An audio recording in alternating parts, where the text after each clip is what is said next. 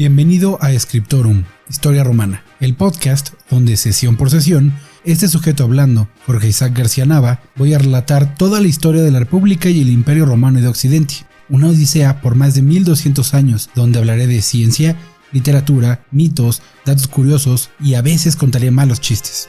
Comencemos esta travesía con una frase del escritor de comedias Plauto en el Miles Gloriosos. Ahora, tened la amabilidad de prestarme vuestra atención y que el dios Marte os siga protegiendo como ya lo ha hecho en otras ocasiones.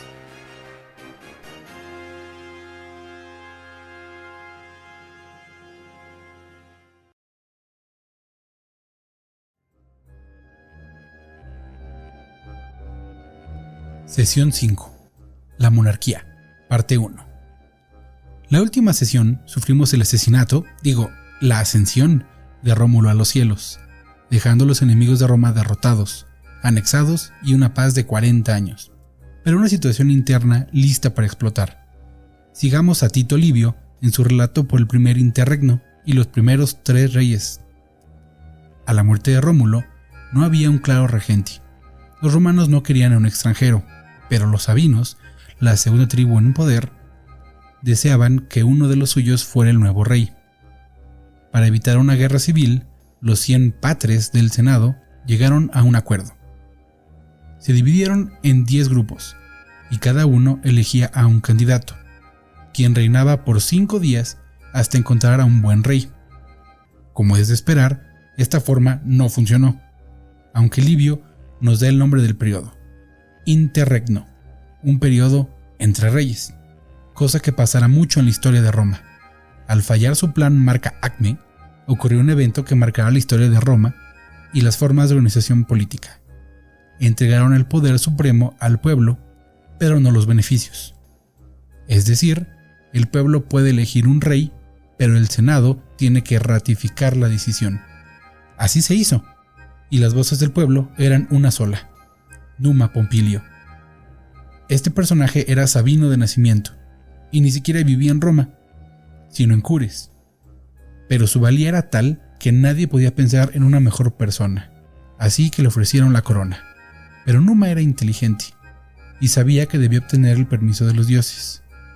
De hecho, ese sería su proyecto como rey: introducir leyes y ritos que dieran cuerpo, que encauzaran la agresividad romana. Así, no serían por siempre un pueblo bárbaro. Y me permito aquí una cita textual: pues la guerra embrutece a los hombres, válido hoy como antes. Numa construyó el templo de Jano, cuyas puertas debían cerrarse en tiempos de paz y abrirse en tiempos de guerra. Dice Livio que solamente 2 veces han sido cerradas hasta el momento en el que él escribe, es decir, hasta el inicio del imperio. Numa creó un calendario lunar, pero con 12 meses, y, para regocijo de todos los presentes y pasados, los días festivos, donde no se podían hacer negocios. Creó muchos de los rituales religiosos, como el Flamen de Júpiter, un alto sacerdote, además de 2 adicionales para Marte y Quirino. Julio César mismo fue alguna vez Flamen Dialis, es decir, el Flamen de Júpiter. Reinstituyó a las sacerdotisas de Vesta, a quienes les asignó un salario público. Creó el ritual a Marte, dios de la guerra, haciendo una procesión mientras cantaban y bailaban himnos, usando una túnica bordada y sobre ella una coraza de bronce. Además, llevaban 12 escudos llamados Anquilia. Pero su más importante aportación fue la creación de la oficina del Pontifex Máximo, la más grande autoridad religiosa, encargado no solo de asegurarse que los ritos se llevaran a cabo de forma correcta, sino de instruir sobre ellos, interpretar el signo divino y, más importante, leer los augurios, es decir, leer el futuro. Socialmente más crítico fue que la posición no era sostenida por el rey, sino por alguien más. De esa forma, si en el futuro un rey estaba muy ocupado con la guerra, el pueblo podía seguir con los ritos religiosos, y por lo tanto recordaban que había una ley, un orden. Así hizo crecer a Roma de una forma diferente a la de Rómulo, no por las armas, sino dándoles a todas las tribus que componían Roma una cosa en común, y por lo tanto una identidad propia, distinta a la de sus lugares de origen, pero al mismo tiempo algo que podían entender y que se parecía a la de sus pueblos originarios. Por otro lado, la paz que ganó Rómulo por las armas fue cimentada con tratados por Numa, y así los romanos siguieron su desarrollo. Reinó por 43 años, según Livio, y a su muerte se eligió al nieto de un héroe de la guerra contra los sabinos, llamado Tulio Hostilio. Y este personaje tiene bajo su estela dos eventos de importancia. El primero de ellos es el retorno de la guerra, y el segundo es el camino para el completo control de Lacio, es decir, el centro de Italia. El retorno a la guerra se logró contra la ciudad que lo comenzó todo, Alba Longa. Un robo se tornó en un pretexto para la guerra, y los ejércitos de ambas ciudades se prepararon para pelear en lo que parecía una guerra civil, ya que ambos contendientes eran descendientes de los troyanos y latinos. Pero el combate no iba a estar marcado por el derramamiento de sangre a gran escala, sino que los líderes llegaron a un pacto. Cada ejército tenía hermanos, tripletes, los Horacios para los romanos y Curiacios para los albanos. Se decidió que un combate a muerte entre los 6 hermanos decidiera la guerra. La pelea se dio frente a ambos ejércitos y vio a 2 de los 3 romanos muertos rápidamente, pero los 3 albanos fueron heridos. Ante esto, el último romano echó a correr para separar a los hermanos y, aprovechando el espacio, volteó de improviso y mató al primero de los albanos. Combatió con poco esfuerzo al segundo y prácticamente ejecutó al tercero, dándole así la victoria a los romanos.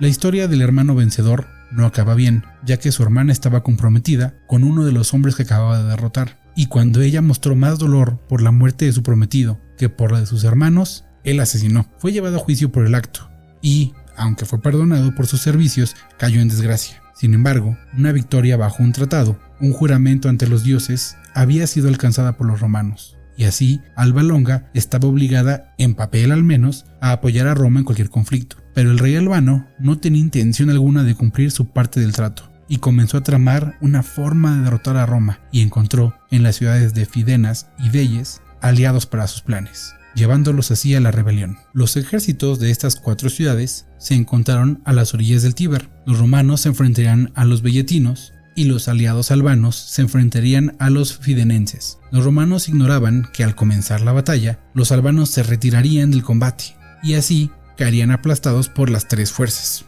Pero el general de Alba decidió no apoyar a ningún bando y solo se retiró. Tulio Hostilio pensó rápido y declaró que era parte de su plan maquiavélico para que los albanos cayeran sobre los flancos enemigos.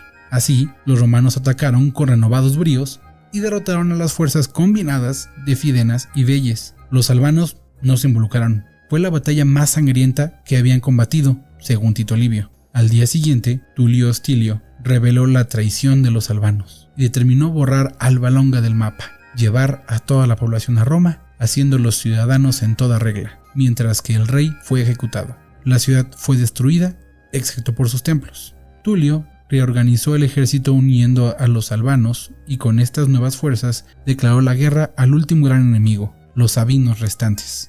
La derrota de estos representó el control del centro de Lacio e hizo de Roma la ciudad más poderosa de la región central y al oeste de Italia. Solo quedaba solidificar su poder, pero no sería Tulio Hostilio quien lideró esta empresa, ya que cayó preso de una epidemia y luego murió cuando la ira de Júpiter quemó al rey y su casa con un rayo.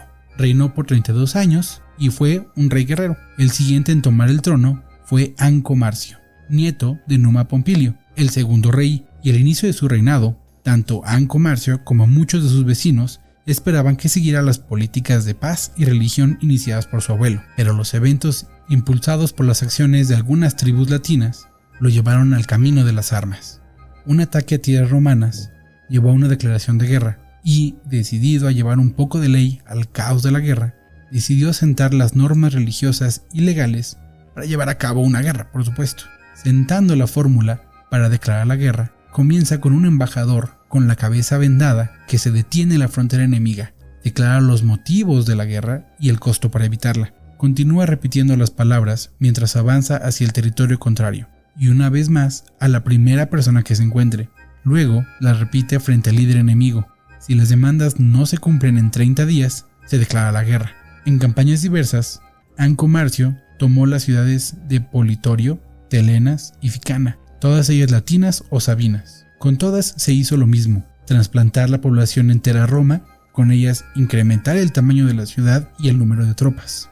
También construyeron por primera vez un puente sobre el Tíber, ya que las murallas de la ciudad ya llegaban hasta el otro lado del río. Su nombre fue fue Puente Sublicio. Aumentó las defensas de la ciudad, construyó una prisión, ya que con el aumento poblacional hubo un aumento de crímenes, y se construyeron salinas. Estas son lugares donde se extrae la sal, que serían de gran importancia para la economía romana, y de hecho de ahí viene la palabra salario, ya que se llegó a pagar con sal los servicios prestados al Estado. Pero la más importante de todas sus creaciones fue el puerto de Ostia, en las desembocaduras del río Tíber y hacia el mar Tireno, lo que abría una serie de rutas comerciales marítimas con otras potencias del Mediterráneo, griegos y cartagineses sobre todo.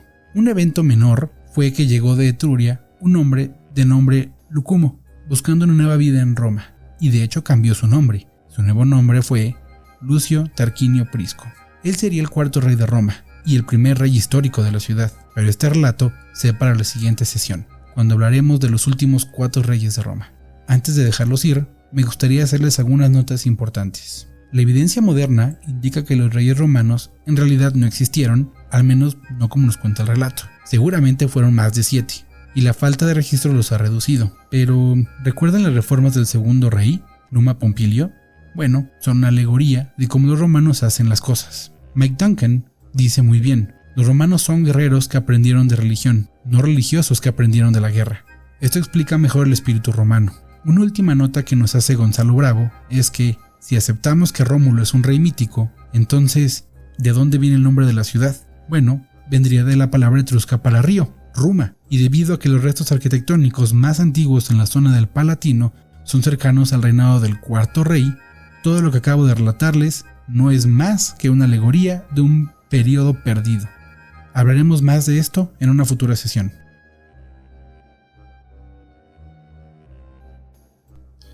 No olvides seguir las actualizaciones de este podcast en redes sociales. Scriptorum Historia Romana en Facebook y Twitter.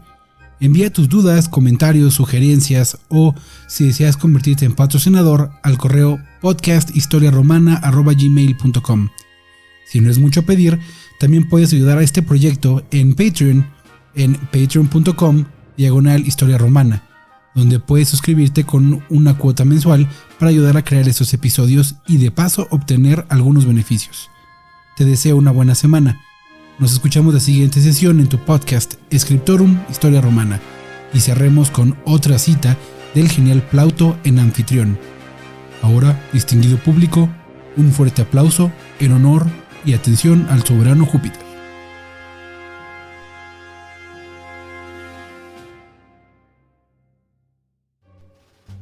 No, déjate de eso, sino de lo que sabes. Ajá, no, bueno, perdóname, pero quien pronuncia esto, pronuncia esto, la primera le odio un galletita. Fidenenses.